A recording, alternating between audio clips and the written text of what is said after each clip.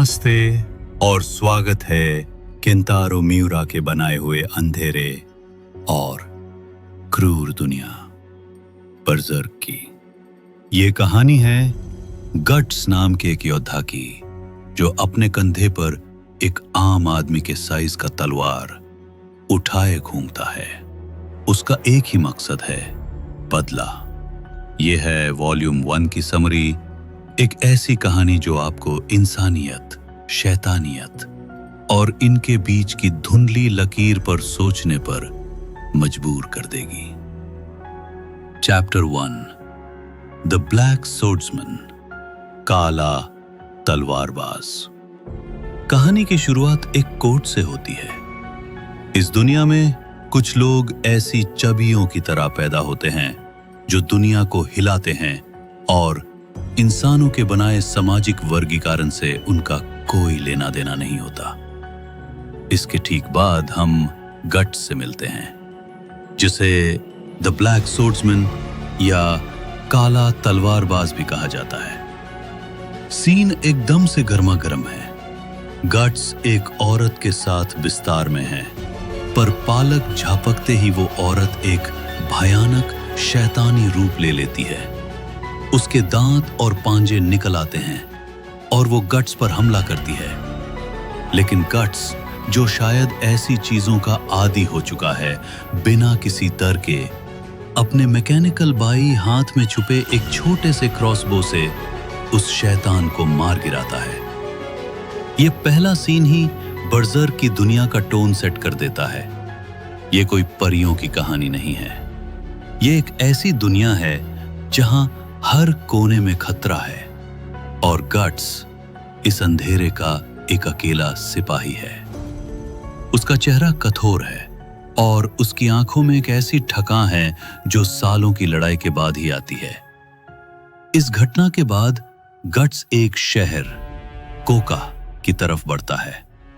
शहर के एक टावर्न माधुशाला में उसका स्वागत कुछ अजीब नजरे से होता है। कुछ बदमाश किस्म के सिपाही एक छोटे से पंखों वाले प्राणी, एक एल्फ को परेशान कर रहे होते हैं। उस छोटे से प्राणी का नाम है पक। बदमाश उस पर तीर चलाने का खेल खेल रहे होते हैं और टावर्न में बैठे लोग डर के मारे कुछ नहीं कहते। उन्हें पता है कि ये आदमी कोका कैसल के हैं और उनसे पंगा लेना मतलब मौत को बुलावा देना है। गट्स कुछ देर शांति से सब देखता है, फिर वो उठता है। बिना एक लफ्ज कहे वो उन बदमाशों के लीडर को एक ही झटके में जमीन पर ला देता है। बाकी के सिपाही जब उस पे हमला करते हैं तो गट्स अपनी विशाल तलवार का इस्तेमाल करता है। वो तलवार इतनी बड़ी और भारी है कि उसे तलवार से ज्यादा लोहे का एक बड़ा टुकड़ा कहना सही होगा। एक पल में गट्स उन सबको चता देता है। एक जिंदा बचे हुए सिपाही को वो कहता है, अपने मालिक को जाकर बताना कि काला तलवार बाज आ गया है। पक, जो अब आजाद है, गट्स के पीछे लग जाता है। वो गट्स की इस बेरुखी और शक्ति से हैरान भी है और थोड़ा डरा हुआ भी। गट्स उसे अपने साथ नहीं चाहता, पर पक आसानी से हार मानने वालों में से नहीं है।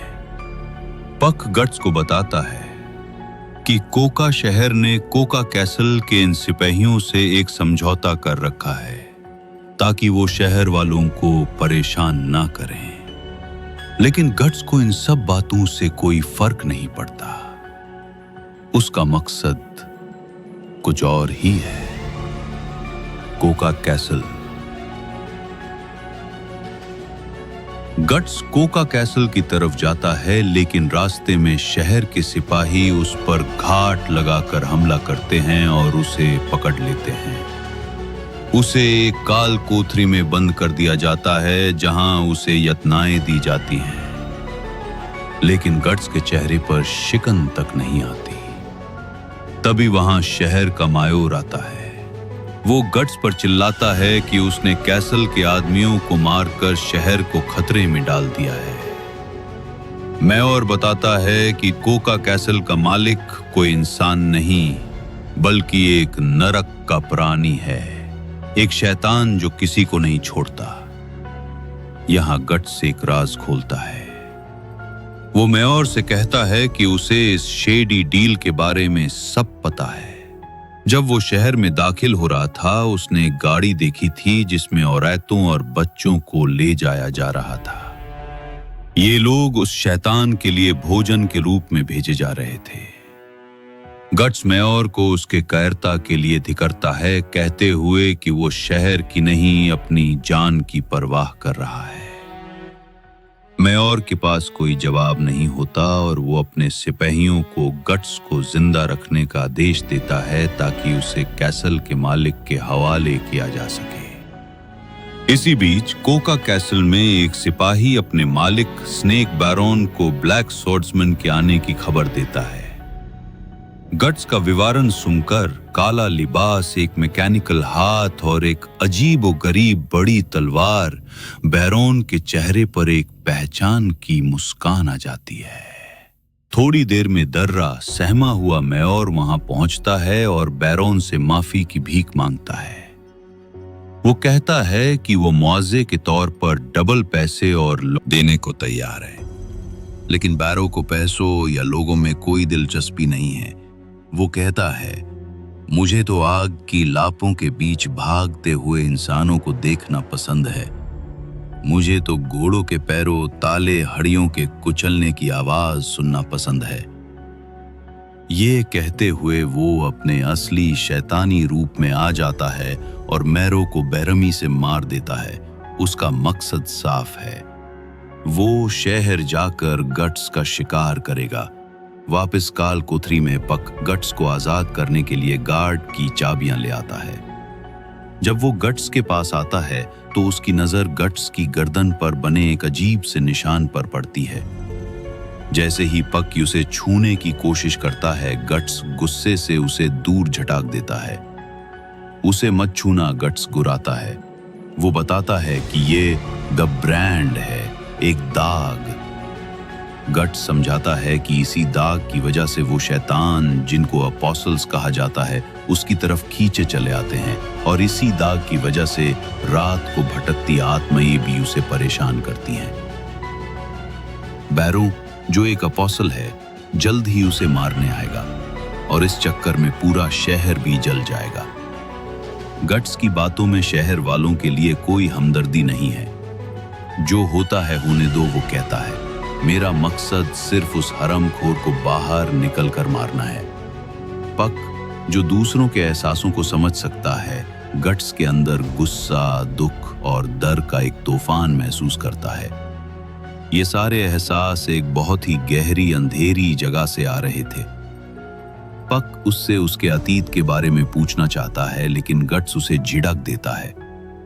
गट्स अपने बाल पर जंजीरें तोड़कर आजाद हो जाता है, ठीक उसी वक्त जब शहर पर कयामत टूटने वाली होती है।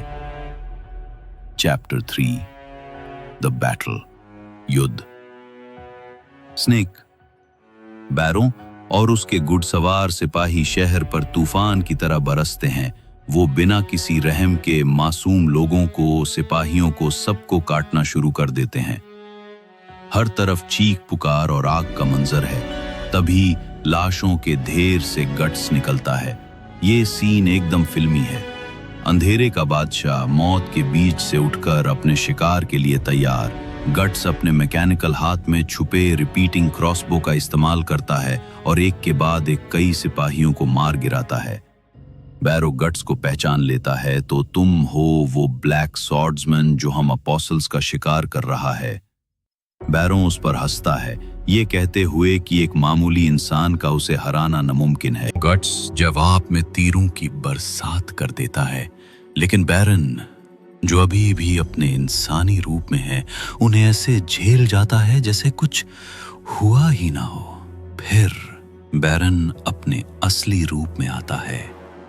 वो एक विशाल कोबरा जैसे शैतान में बदल जाता है, जिसका बदन सैकड़ों छोटे छोटे चेहरों से बना है। एक इंसान के लिए मुझे मारना असंभव है, वो दहाड़ता है। अब शुरू होती है असली लड़ाई। इंसान बनाम शैतान। बैरन गट्स पर हमला करता है। उसकी ताकत गट्स से कहीं ज्यादा है। वो गट्स को जमीन पर पटक देता है, उसकी हड्डियां तोड़ने की कोशिश करता है। इंसान कितने नाजुक होते हैं, बैरन गट्स को कुचलते हुए कहता है।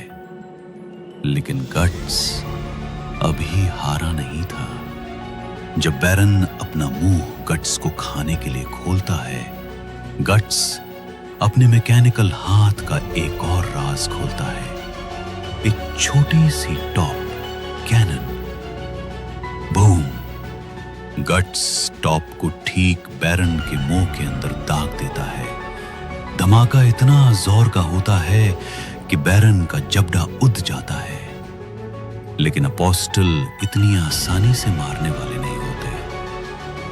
जख्मी बैरन और भी ज्यादा खतरनाक हो जाता है और गट्स को बुरी तरह से घायल कर देता है। लड़ाई के अंत में गट्स लहूलुहान हालत में अपनी विशाल तलवार उठाता है। वो जख्मी बैरन के पास जाता है जो अब दर्द से करा रहा है। बड़ा अजीब है। गट्स तंजिया लहजे में कहता है, तुमने तो कहा था कि तीरों से तुम्हें कोई फर्क नहीं पड़ता। गट्स कहता है, ये सच है कि इंसान कमजोर होते हैं और आसानी से मर जाते हैं, लेकिन चाहे हमें कितना भी दर्द हो, कितना भी कुचला जाए, हम फिर भी जीना चाहते हैं। ये कहकर गट्स अपनी पूरी ताकत से तलवार घुमाता है और बैरन का काम तमाम कर देता है।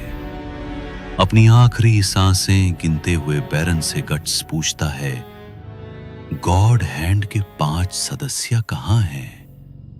बैरन गट्स की गर्दन पर बने दाग को देखकर कांप जाता है। ये तो द सैक्रिफिशियल ब्रांड, बलिदान का दाग है। वो डर से कहता है कि उसे नहीं पता वो कहां है, क्योंकि वो ऐसी जगह है जहां उस जैसे मामूली अपोस्टल को जाने की इजाजत नहीं। गट्स उसे जलते हुए शहर में मारने के लिए छोड़ देता है और वहां से निकल जाता है। पक ये सब देखकर हिल जाता है। उसकी परियों जैसी दुनिया में ऐसी दहशत के लिए कोई जगह नहीं थी, लेकिन गट्स के अंदर जो अंधेरा था उसने पक को अपनी तरफ खींच लिया था। Epilogue, the journey begins. सफर की शुरुआत। पहला वॉल्यूम गट्स के जलते हुए शहर से निकलने के साथ खत्म होता है। अगले दिन पक उसे फिर से ढूंढ निकलता है। गट्स के जख्म फिर से खुल गए हैं। पक अपनी छोटी सी शक्तियों से गट्स के जख्मों को भरने की कोशिश करता है। गट्स उसे फिर से दूर रहने को कहता है, पर पक अब जा चुका है। वो कहता है, मुझे लगता है कि तुम्हारे साथ रहकर मुझे बहुत सी अजीब चीजें देखने को मिलेंगी। तिनता बेअत वाद दरते प्रीते। और इस तरह एक अनोखी दोस्ती की शुरुआत होती है। एक काला तलवारबाज जिसका दिल नफरत और बदले की आग में जल रहा है, और एक छोटा सा एल्फ जो उस अंधेरे में रोशनी की एक किरण की तरह है। उनका सफर अभी शुरू हुआ है। गट्स को गॉड हैंड को ढूंढना है, उन 5 महाशैतानों को जिन्होंने उसकी जिंदगी बर्बाद कर दी और उसकी गर्दन पर यह लानत का दाग लगा दिया। ये सफर लंबा और खतरनाक होगा और हर कदम पर मौत उसका इंतजार करेगी। बर्ज़र्क वॉल्यूम 1 एक ऐसी शुरुआत है जो आपको झकझोर कर रख देगी। ये आपको एक ऐसी दुनिया में ले जाती है जहां उम्मीद एक महंगी चीज है। गट्स का किरदार एक टिपिकल हीरो जैसा नहीं है। वो टूटा हुआ है, उसके अंदर गुस्सा भरा है और वो अपने मकसद के लिए किसी भी हद तक जा सकता है। लेकिन उसके इस कठोर चेहरे के पीछे एक इंसान है जिसने बहुत कुछ खोया है। किंतारो म्यूरा की आर्ट कमाल की है। हर पैनल में डिटेल है और एक्शन सीन्स आपको सांस रोकने पर मजबूर कर देंगे। ये वॉल्यूम सिर्फ एक शुरुआत है एक महागाथा की, एक ऐसी गाथा जो आपको कई सालों तक याद रहेगी। गट्स का सफर बदले, दुख और शायद आखिर में मुक्ति की तलाश का सफर है। This video is created and uploaded by Stoic Way YouTube channel.